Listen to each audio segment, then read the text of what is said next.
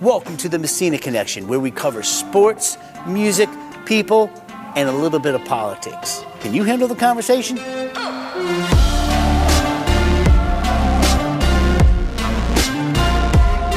Welcome to the Messina Connection. I am Scott Messina, and I am here with the one and only, the man himself, Mr. Desmond Meade. He has been on the cover of Time magazine, and we're going to get into everything. We got into a conversation last week, and I said, this is just too good not to film. So he was gracious enough to come back up here today, and you don't live too far from me. So he came to the iShowcase Studios, and here we are, buddy. How are you? Listen, I'm great, Scott. I must be a pain freak, right? I came back for more. But no, I enjoyed our conversation. You came back for more. I'm enduring more. All right. No. You have some really, really valid points, and the whole thing with the Messina Connections, we do Messina Connection. We do a little bit of politics, music, sports, and all of that. But this is mostly about politics. This is about your story, and I'm trying to do, even if it's something little, something to bring people together, man. Yep. Well, guess what? Then you said it right, because if you're going to do politics, then you might as well include music and sports, because guess what? Those two things actually bring people together. Right? And there's so much connection between music, sports, and politics, man, you wouldn't believe it. So it's going to get in somewhere or another. Either you're going to bring it in, or I'm going to bring it in. No, we already there. We could bring in, and that's the beauty. We both very much appreciate our First Amendment right. There is no censorship. We say what we say. We believe what we believe. Stand for something or fall for anything. That's right. Your viewpoints are a little bit different than mine. My viewpoints are a little bit different than yours. But what I noticed in our first conversation was we were a little bit more in the center and more together than most people. What? Man, let me tell you, I was hanging out with my friend on the lake 2 days ago, and that was the very same thing that he said. He was like, and it was, I guess he was just expressing a little frustration of some politicians that we have today. Sure. Right? And saying that, these politicians, they get us engaged in these wars, these identity wars, and they prevent us from even realizing that we agree on 90% of the stuff, right? But they have us focus on the 10%, 15% that we are just totally opposite, and that's where the war's at, right? And we forget about the 90% that we're pretty much cool with, right? I think post-COVID, legacy media has done no justice. And I think post-COVID it got worse. And I think the race baiting on both sides. I think weaponizing race, weaponizing the law, weaponizing. I'll go right in. I'll go right in and I'll go deep. It's not good for our country. And I feel that we need to do something. People need to. I don't care if you're black, white, yellow, red, rainbow. I don't care. Live your life. Live your best life. But at the end of the day, I do like the color green. Well, I tell you, that is a good color. Yeah, I love it. That's a good color. And I hate getting rid of it too. I hate to lose the color green. Yeah. Oh, Jesus. Wait, speaking Lord. of that, now we got Martians. Martians getting ready to come. What, in the next 100 days? Have you been reading that? No. I'm gonna go squirrel on you. I know you can hang, but yeah, there's some alien ship or astro. I don't know what. Oh my God. Read up on that. It's crazy. Anyway, back to business, man. Do me a favor. Just tell our viewers basically who you are, what you stand for. Tell us a little bit about your history. So listen, a lot of times, especially in the past, when I'm talking to folks, I always start with my story, and I always start in August of 2005. I remember it was a hot and humid day in South Florida, Dade County.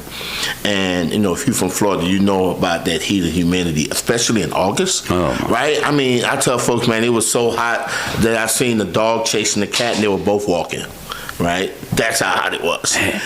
But for a few moments, I was actually able to block out that heat and humidity, because that day I found myself standing in front of railroad tracks, waiting on a train to come so I can jump in front of it. Man, right? And I stood there, Scott, a broken man. I was addicted to drugs. I was homeless. I didn't have a job. I was recently released from prison, and the only thing I owned were the clothes on my back. And I remember thinking about how I was a failure and how I was a huge disappointment to my family. And I didn't see any light at the end of the tunnel. And so I was ready to end my life. And I stood there. You know what the most predominant thing that was going through my head at the time? How much pain I was going to feel when the train hit me. Whether I was going to die instantly or whether I was going to have to go through moments of agonizing pain and trying to figure out, well, how should I throw myself? What if you live? You know, I couldn't even fathom that because I'm thinking about this train crushing my body or crushing my neck. What's the best way where I don't have to go through this pain, but I wouldn't move. And let me tell you, I'm a wimp. I'm scared of needles. Oh, I hate getting a cold. You know what I'm saying? I'm scared of needles. Yeah. But yet the thought of the pain that I was going to have to feel was not enough to make me move. And I stood there and I waited, Scott. And it was one of the busiest railroad tracks in Dade County because it led to the Port of Miami and to the produce section, right? But for some reason that day, that train didn't come, bro. And I ended up eventually walking across the tracks, and then about 3 blocks further was this place called Central Intake, where I was able to go, and they was able to put me in a drug treatment program, an in-house drug treatment program for 4 months. And I completed that, man. And after I completed that, I moved back into a homeless shelter. And I said back into because, man, I've been homeless for a total of about 10 years. So I was previously on the streets where I was homeless. And so here I am back in this shelter again, giving it another go-round. And while there, I made this decision that I was like, you know, I don't have another relapse in me. I don't think I can use drugs again because if I get in before railroad tracks again, this time I might not be as lucky. Yeah. And so I was trying to think, what can I do to help me not relapse or use drugs again? And I was like, you know what, let me go to school and get an education and of course work my steps. You know, I was still a member of Alcoholics Anonymous, and I did that because I'm really a drug addict, but Alcoholics Anonymous was the answer for me. Yeah. And let me tell you, bro, those 12 steps. Those 12 steps was something special. And anyway, so I end up going back to school, and bro, let me tell you, I got about 3-4 degrees, and eventually I ended up getting accepted into law school. And in May of 2014, I graduated with a Juris Doctorate degree from Florida International University College of Law. Dang. That's what I say. Dr. Desmond. The doctor, Dr. Desmond. I always tell folks, back then I used to tell them I had 2 doctors. You know, I had a doctor of law and a doctor of the streets. Now I have 4 doctors. I'm a doctor of love. I'm a doctor of love and music. I'm a doctor of love too, man. I'm at the share. Give yourself 3, man. Give yourself 3 for sure. But that's funny. So I always start with that. No, that's not funny. Actually, but, you did good. Yeah. You persevered. You know, the world needed you because look, you know, and now we're going to get into look how much you've done since then. I mean, you know, if you can't brush off the past, you know, the past is yesterday. All we have now is the present. Some people say, "Don't even worry about tomorrow." I'm like, no, are you kidding me? I love thinking about tomorrow. I wake up every morning with a prayer of thanks, of gratitude. Gratitude. People just want more and more and more. And I'm not sitting here with a halo on my head by no means.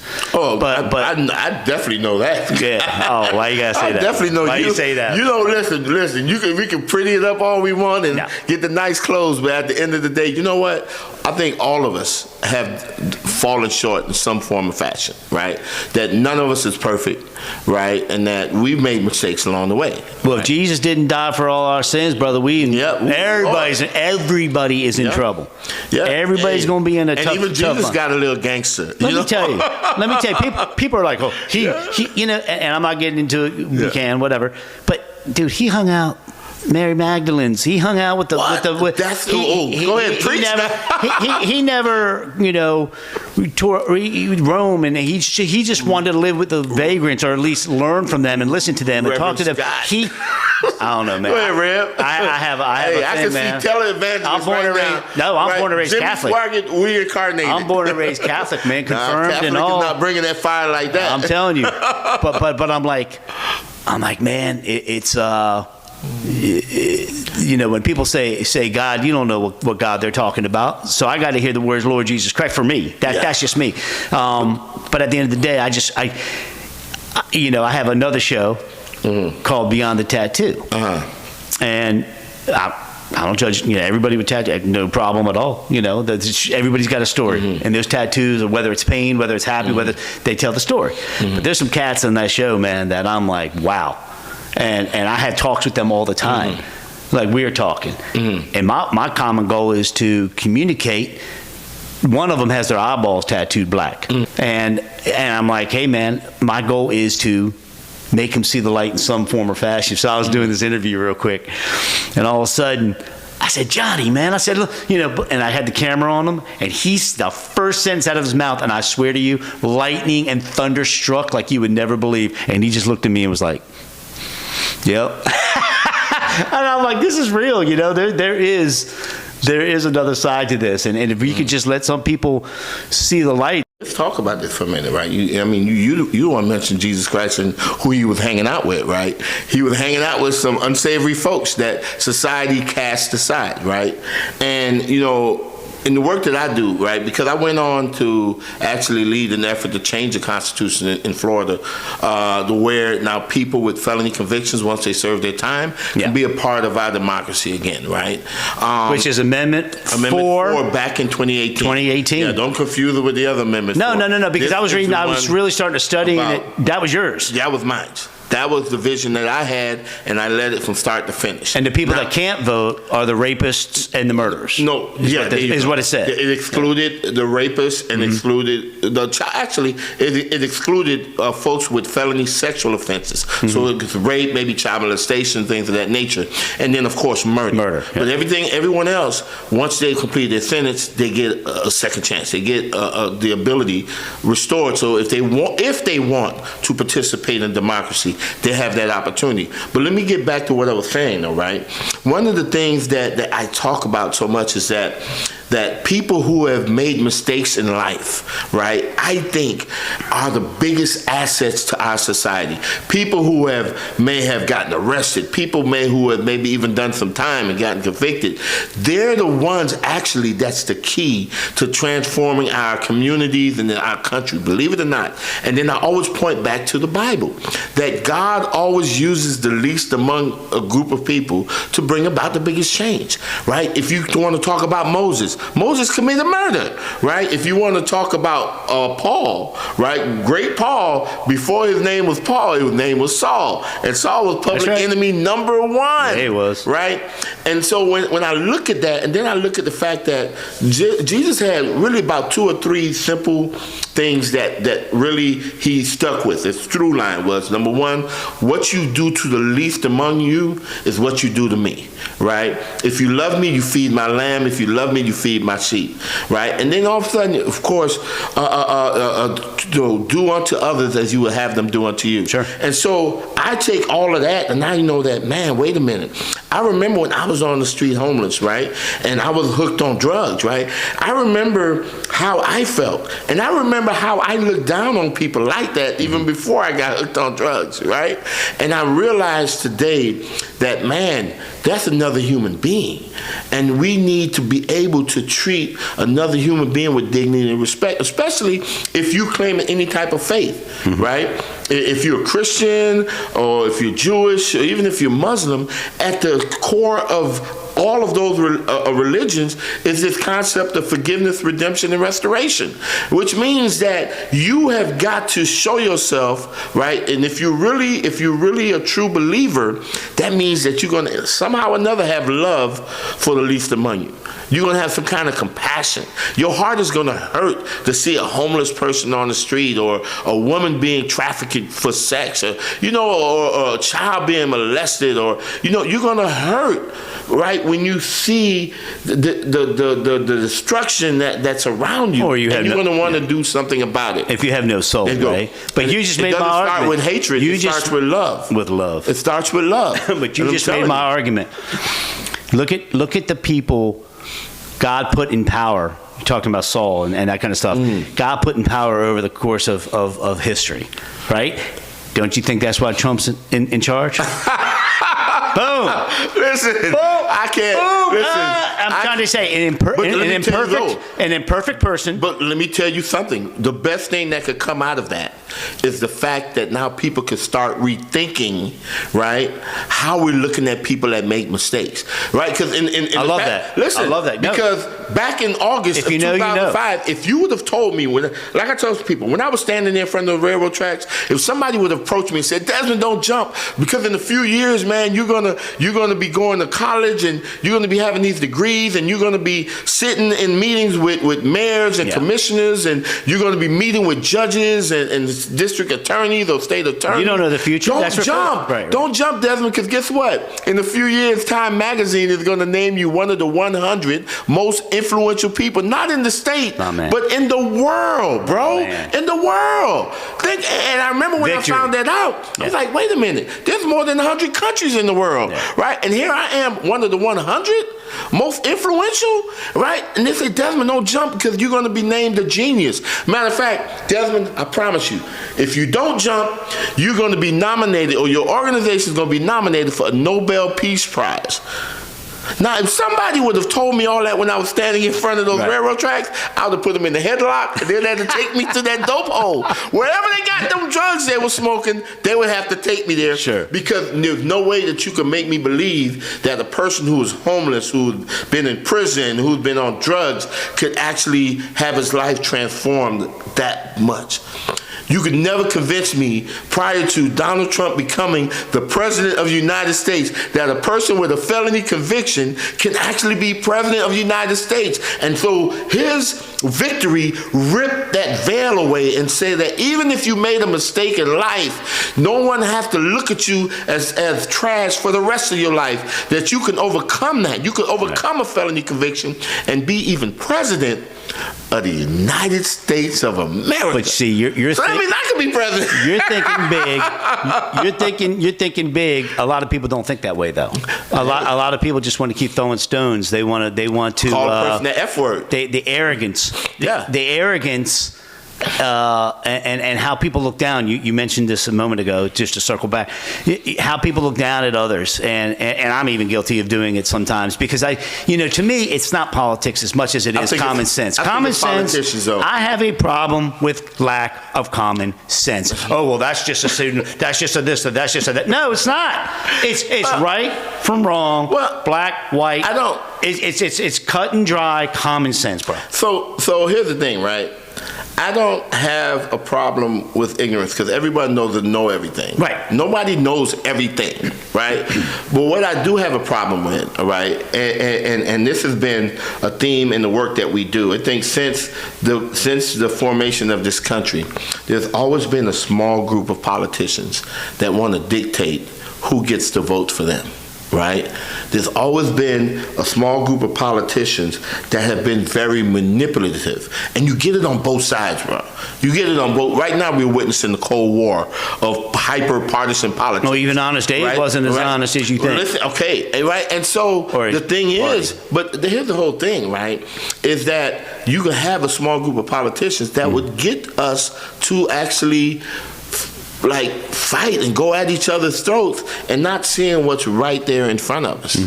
Right? And what's right there in front of us, man, is that there is deep in our heart a desire, right, to be a part of a community where people care for each other, respect each other's liberties, right, and actually celebrate each other's success, right? And then when we make mistakes, we have forgiving spirits and hearts, and we don't cancel anybody out because they said the wrong thing or did the wrong thing, right? That we're like, wait a minute, no, that's still a human being, and he's still redeemable, right? That don't mean, listen. But the deep state prevents all that. Well, you know what? Whatever that deep state is, maybe it is. I don't know. Why is division so much more powerful than togetherness? Well, I don't think it's more powerful. I don't think it's more powerful. I think. Why does it? Let me rephrase that question. Why does it take a 9/11 to bring in a disaster? There you go. To bring everyone together. I've been asking that question. I've been asking that question, right? Because I know right now, Scott, is that if you're traveling down I-4 right now and you see an accident on the side of the street and there's somebody laying there on the ground and you decide to stop and help and you get out your car and you run up to that person, I promise you, Scott, your first question is not going to be, did you vote for Donald Trump? No. Oh, it's not going to be what's your sexual identity. No, it's not going to be what's your immigration status. But the problem with that is, but you know what it's going to be? Are you okay, or how can I help? And that is this is one thing, is that it's in moments of calamity that we actually connect with each other above partisan politics and implicit and explicit biases, and we unite along the lines of humanity. And that was what my campaign, Amendment 4 campaign in 2018, that's what it was all about. How do we take something that we can all agree on, some values that we all agree on, and elevate it above the things that try to separate us as people? And instead of scaring people to vote or threatening people to vote, how about we encourage people to be a part of something greater? I like that. Right? But to go back to your guy scenario, the person on the side of the street. Yeah. In today's age, yes, innately, you want to help, you want to make sure they're all right. But the reality is, if I help this guy, am I going to get sued? No. Whether right or wrong. Scott, no. No. That's how people think. Not in that moment. That's like I wouldn't do it. Let me show you. I mean, I would collapse at Surfside. When that building collapsed, right? Let me tell you something. There were so many first responders and so many other folks down in Miami. That went to find those people. And you know what? Let me tell you something about calamity. We actually put our own lives in danger to rescue the life of a stranger. We see it every day across this country. And so don't tell me about people stopping to think about what their benefit is. We actually, that's the ultimate. Not the benefit, the repercussion. But we don't even think of that, right? And here's the thing. What happens is that there is this just transformation, right, that allows us to engage in the ultimate sacrifice, which is the ultimate form of love, is the willingness to give one's life for someone else, right? And we do that for a stranger, right? That we don't even know their politics. And so the question is, man, if we're willing to put our life on the line for a stranger, then why are we letting these petty 10% differences tear us apart? Wake up every day scared of our neighbor, afraid of our neighbor. Come on, bro, because at the end of the day, if your house is on fire and the fireman's coming, you're not going to stop him at the door and say, let me see your voter registration card. Make sure that you're not one of those. Or your neighbor's house is on fire. You're going to go in there and drag them out. You doggone right you are. And that is what makes America great. That is what makes, not the politics. Screw the politics. Right? What makes us great is in the moments when we can come together as humanity and have each other's back. That is it. And on that note, we'll be right back.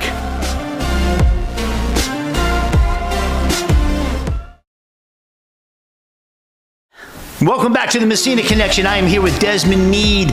So, you were talking about Amendment 4. You were talking about in 2018 how you worked so hard to get that passed. Now, there's conflicting, like, you and DeSantis have been at it a little bit, and I was confused because the amendment had passed. We already talked about all that. But then DeSantis was trying to you know, he had something to say.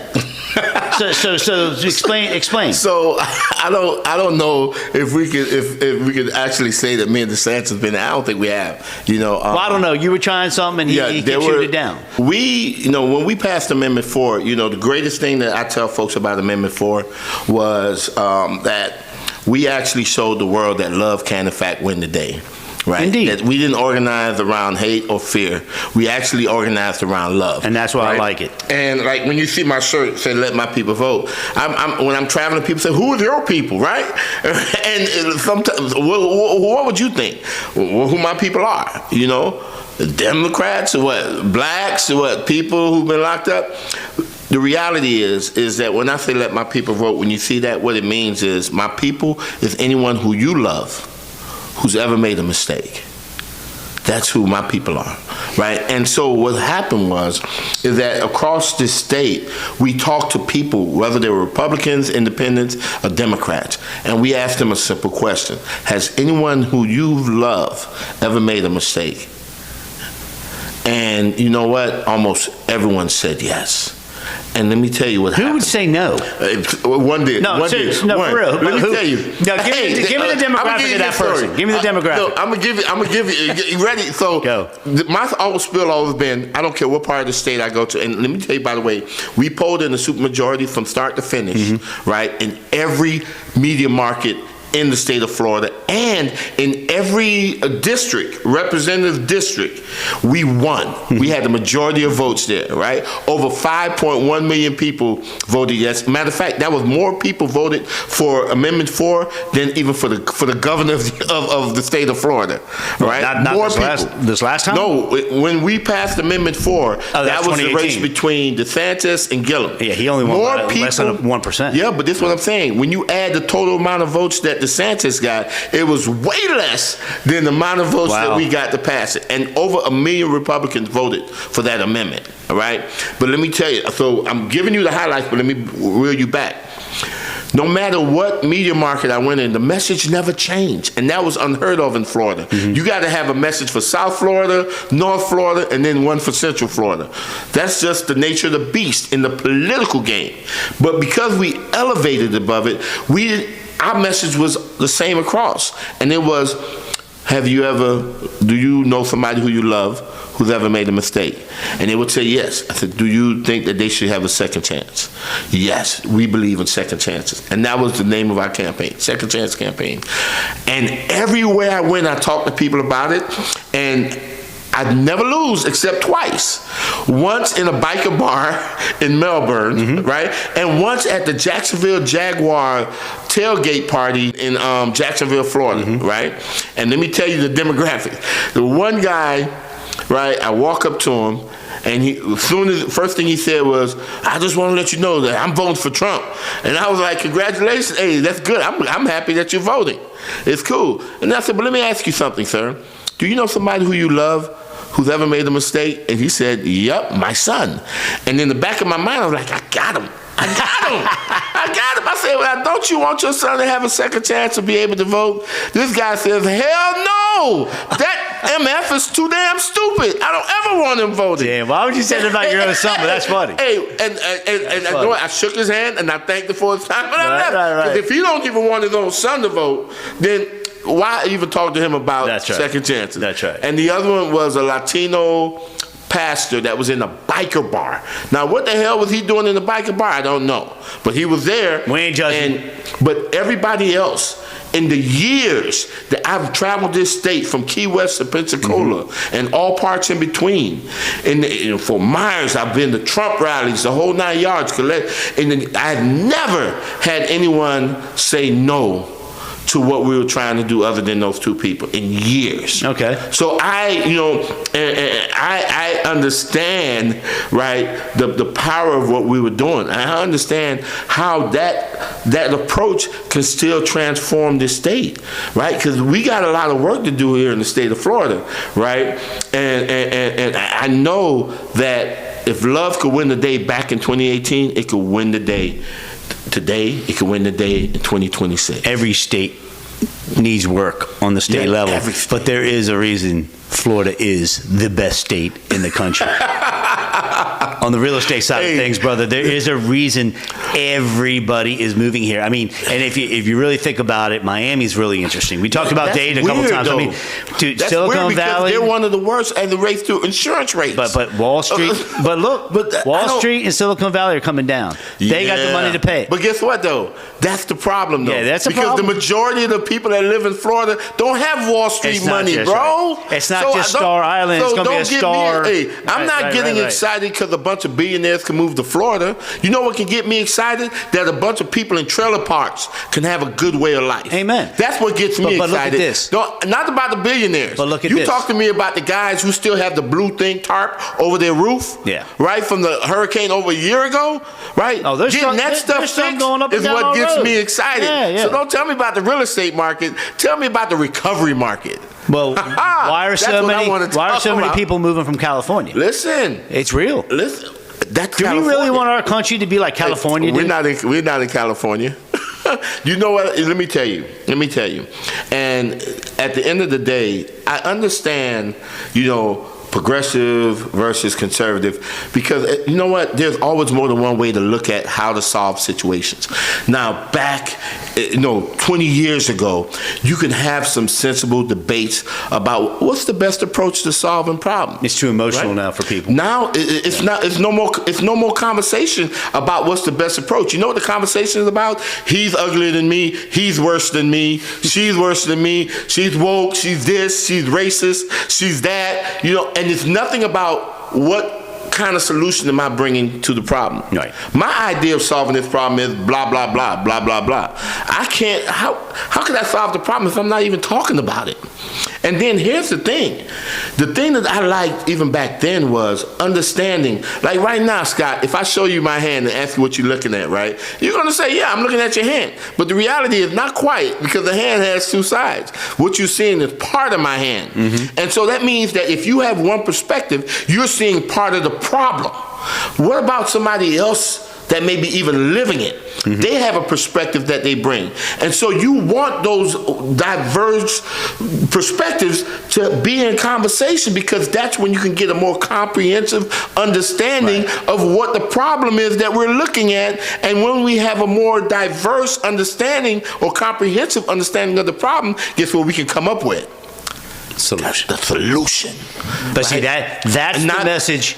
That's the message you preach on, because there you go. Not based on politics. No. Right, but based on bringing people together that you might not even agree with. That, and you talked about the homeless. You talked about people being able to get into trailers, getting into just camps somewhere to where I think no American should be hungry. No American should be without health care. Yep. And no American should not have a roof over their head. We are the richest country. And not be able to vote. We are not be able to determine which is our number one leads our communities, who lead our state, who lead our country. But to me, especially because here's the irony. Because remember, Florida has this rule that says if you have a felony conviction, that you actually lose the right to vote for the rest of your life. It did. It did. Let me tell you, if it wasn't for what we did with Amendment 4, there wouldn't be an alternative. Now here's the deal, right? But we just elected someone with a felony conviction. You see what I'm saying? See the irony here? And if it wasn't for the liberal laws of New York, he may not have even been able to be on the ballot here in Florida. And there was nothing that the governor could do about it, because that was a state charge. That's a whole nother. You see what I'm saying? Because I think the liberal laws in New York is the only reason he actually has a felony conviction. No, not because of the liberal laws. Because of the way it was defined. The people who, and that's the reality, the people who created those rules that they end up bringing them to court on. That is the difference. See, here's the thing. The political lawfare. Not the political law, but the political actors. You got to understand something, right? Anybody could take something good and use it for bad. And they did. Right? So as far as when we talk about laws across this country, we have laws for a reason. We understand that, right? To keep some type of sanity in our communities. The problem is how people use or abuse those laws. Let's focus on that. Mm-hmm. But don't say it's the problem is the law. The problem is not the law. I'm talking about weaponizing lawfare against politicians. So that's a problem. That's a whole different subject. But let me go back to what I'm saying, though. Is it though? Why not? It has been. Because guess what? And here's the irony of this country has had political prisoners for how long now?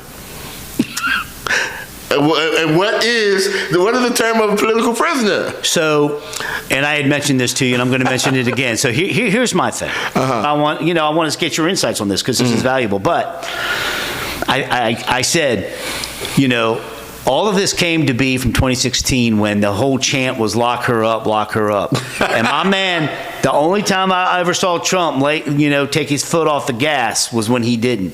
He was like, well, maybe they'll have, be a little bit more peaceful with me if I don't win, or if I don't, it's not right to do. Boy, did they come after him. And now everything that's happening, everybody's like, why? Oh my God! But guess what then? So now what we're in now, we're not in a solution state now. We're not. No, we're in a tit for tat escalation state and retaliation state. Here's the whole thing. It's a retaliation state. And this is one of the things that I used to tell people when we won Amendment 4, and I told people that we showed that love win the day. This is what I said. Martin Luther King said, "You can't drive out darkness with darkness.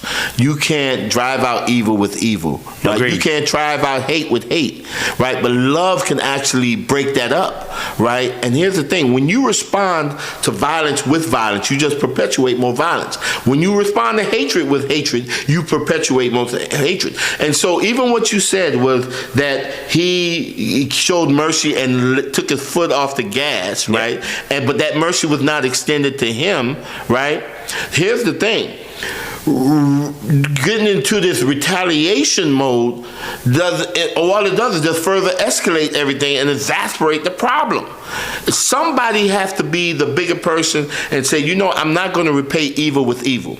I did you a solid by showing you grace. I mean, think about it. Let's go back to Jesus. How many times have people spat in the face of Jesus and he still forgave them? How many times have we, right, rebuked him? How many times have we, done the wrong thing and he still forgave us, right? And so if Jesus' response to us was the way that we want our politicians to respond to the other side, man, we will all be some dead cats right now. So let's talk about 2026. Florida governor. I know you want me to be your lieutenant governor, man. What you mean? If you run, man, that's a long way from having. Why though? Hey, it better not be. Listen, you got to be crazy to run for governor in this state. Oh my God, it's a crazy fight. No, but why? Why would anybody want to put themselves under such interrogation? I've been in the entertainment business for 36 years. Real estate makes entertainment look like we're in kindergarten. Politics makes us look like you're still in the womb. We're in two. You're still in the womb. That was even better than what I was going to say. I was going to say 2-year. Yeah, today's still in the womb, man. Is crazy. But it's you know savage. what? But guess what? Guess who created that? Who helped create that environment? You can't blame Trump for that. No, we did. I know. We did. I thought you know why? You know why? Let me tell you why. And here's the irony of it. Here's the irony. I'm sure you're going to blame Trump. Like, he gets blamed for everything. No. Not with you, though. Actually, he gets some credit for some stuff. But here's the deal. I want to hear that. Let me tell you, as it relates to a lot of this, even animosity and these tensions, we actually created that with our politicians. You know why? Because we actually, somewhere along the line, you got to remember, man, that we had power, right? Understand this.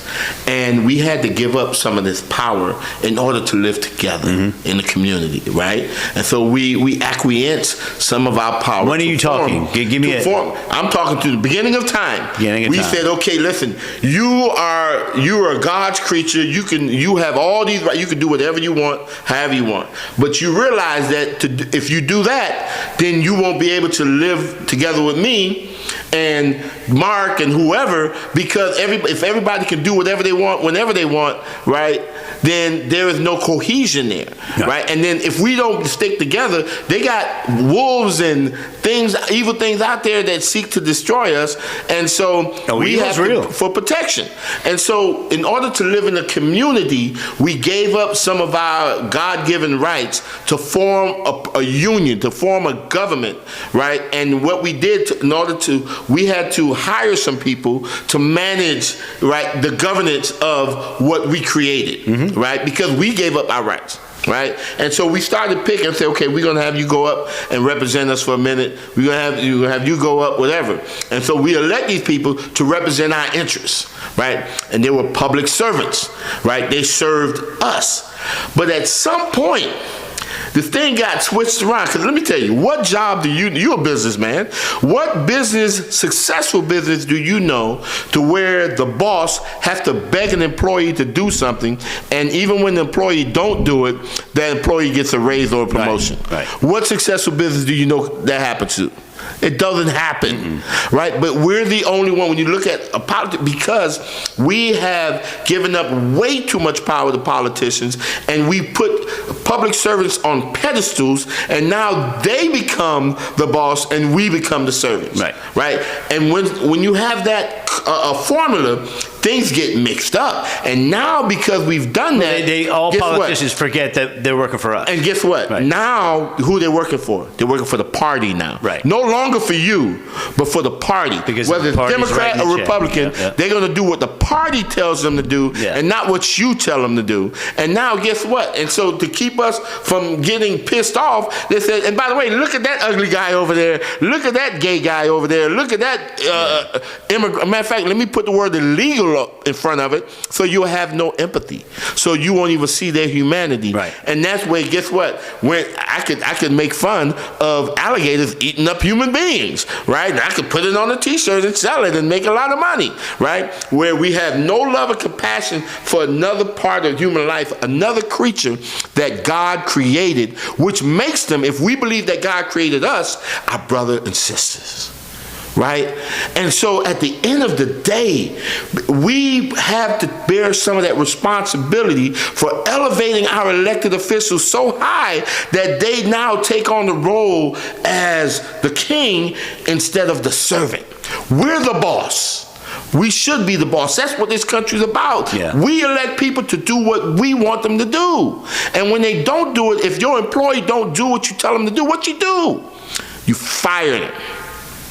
And we haven't fired our people. We have promoted them even further. So what are you going to do to change it, man? Right? What am I going to do? No, I'm going to tell you what needs to be changed. I'm not in the position to do anything. What's your solution? So I think the solution to this, to be totally honest, is to demand more and to actually reimagine what a public servant is.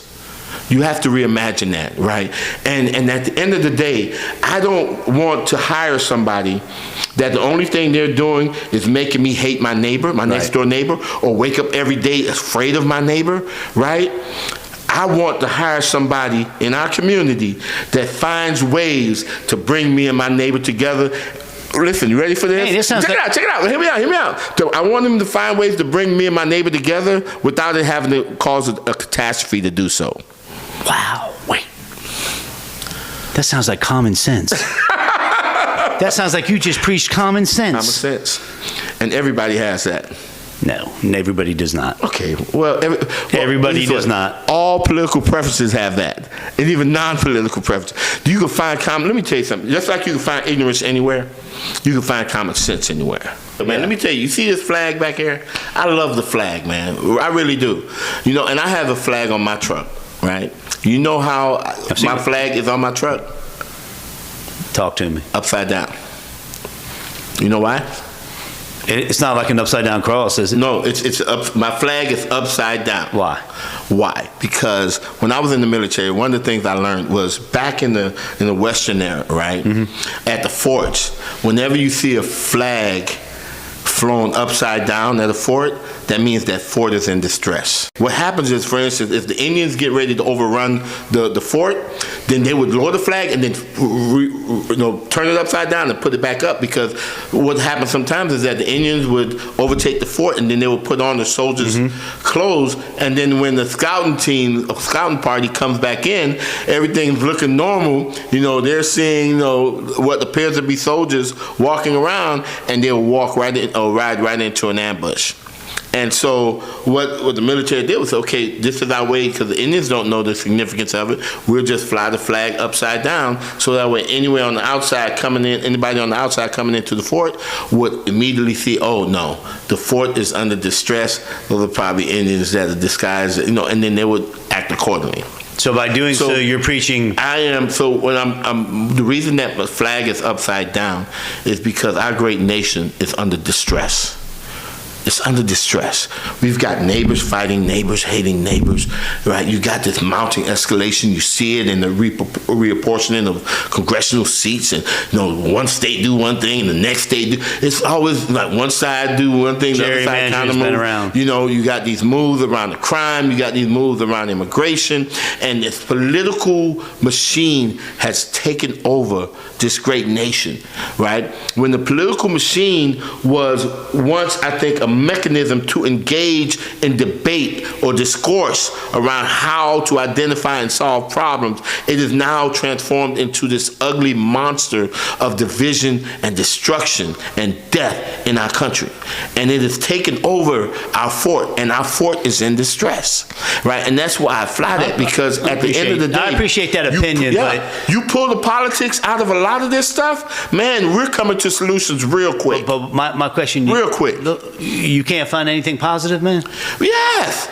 That's what I'm telling you. It's a lot of positive. Every time you turn around, that's why I'm filled with joy. And I can smile. Yeah. Right? You know what? Let me tell you. I look at you and I found something positive. Well, thank you. You know, bro, let's be real. We may have different political opinions. We may. But guess what? Oh, we've been buddies since day one. We were like, bam. You know, we connect along the lines of humanity. And I see your honesty. I see your sincereness. We can handle the conversation. There you go. And so that's a positive thing. There's certain mutual friends of ours that will never be asked on this podcast, and some are a little frightened or think, and I'm not saying any names. Yeah. Some are, I'm not going to help you boost your pockets. I'm like, I'm helping you, man. Bro, listen. I said, we're getting there. But at the end of the day, there's so that's the positive thing, though. Let's get back to that. There's a lot of positive, and Trump gets beat up on a national level. Trump gets beat up. Yep. Where he shouldn't, because he's doing, I think, amazing things. But, you know, the division, I agree with you on the division. On a state level, I think DeSantis handled the hurricane crisis. I think he was has been a phenomenal leader with that. You know, Sanibel Island and all of that just leveled. I mean, my man stayed poised, stayed military, stayed focused. I think he did good. I think he did great. I like the guy. A lot of people hate him. I don't know. He whatever. I think, at the first, so let me tell you. So let me be the first to tell you on this show, right? Good. I learned in recovery that you hate the disease, not the person. And so I could honestly be on your show right now and tell you, look at you in your face and tell you, I love Governor Ron DeSantis as a human being. I may not agree with everything that he does, but you'll never hear me say I hate him. No. Because he's a child of God. That's right. He's a human being that's deserving of dignity and respect. And I could tell you that I love him and I want the best for him. I could say that. That's why I'm saying I never looked at fighting with governor. No, he made decisions based on what he thought. I didn't mean to use the word fighting. I was reading some articles and I'm like, man, why? Yeah, he was being a little hard on you. Listen, let me tell you, he was being extremely hard. Because listen, let me tell you something. And I'm gonna be honest with you. And that was how many people you know? Or matter of fact, you should. This is a challenge for your viewers. And if any of them could get this right, you're gonna probably get them a new car, right? You're gonna say that, right? Don't say that. Listen, I didn't say nothing. Hear me out. How many of your viewers can find a person living in Florida, right, that has been named one of the 100 most influential people in the world by Time Magazine, been named the MacArthur Genius Fellow, been Floridian of the Year by the Bob Graham Institute, been Central Floridian of the Year, and been nominated for a Nobel Peace Prize. Now, you find me one other person in Florida that has all those things right now. Okay. All right? And so let me tell you something. If I'm not deserving of a partner, who the hell is? Right. Who the hell is? Right? And so that's what it was based on. That was the you were thing. trying to get a pardon. There you go. You were trying to get it right. And so here's the deal. Challenge your listeners to find one person in Florida that had all those accomplishments, that was homeless and addicted to drugs and getting ready to jump in front of the train. They can find one other person, you'll buy them a new car. Well, have you sold your rights yet? Can I get first right of refusal? Because I think this might have just gone from an interview to a documentary for real, man. I'm saying, listen. I mean, obviously you could do movie, but documentaries, people just gravitate to that. And at the end of the day, Desmond, you're a good guy, man. I mean, you're a good guy. You're passionate about what you believe. Your wife is doing amazing things. I appreciate your time on the Messina Connection. I think this conversation was just amazing. I'd love to have you back.